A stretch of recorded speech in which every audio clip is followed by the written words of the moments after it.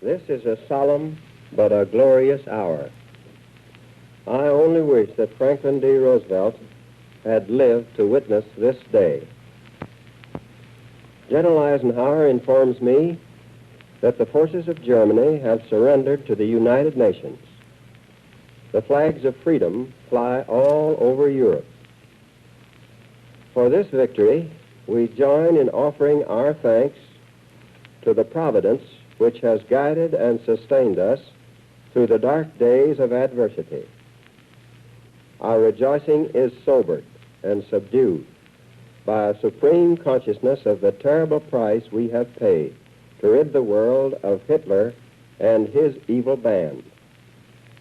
Let us not forget, my fellow Americans, the sorrow and the heartache which today abide in the homes of so many of our neighbors. Neighbors whose most priceless possession has been rendered as a sacrifice to redeem our liberty. We can repay the debt which we owe to our God, to our dead, and to our children only by work, by ceaseless devotion to the responsibilities which lie ahead of us.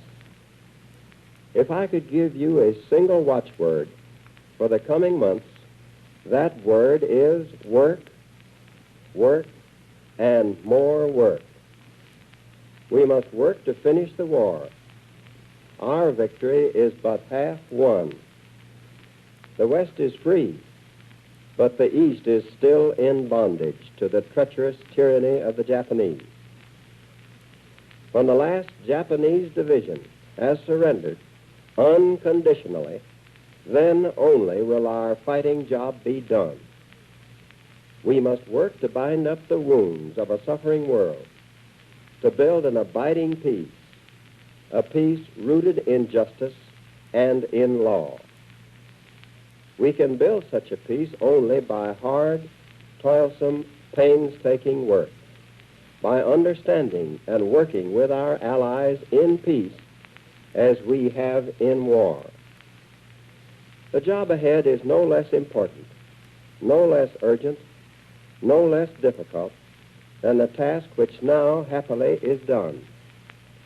I call upon every American to stick to his post until the last battle is won. Until that day, let no man abandon his post or slacken his efforts.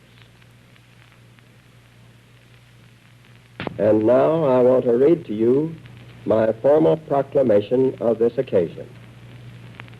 A proclamation. The Allied armies, through sacrifice and devotion, and with God's help, have wrung from Germany a final and unconditional surrender. The Western world has been freed of the evil forces which for 5 years and longer have imprisoned the bodies and broken the lives of millions upon millions of freeborn men.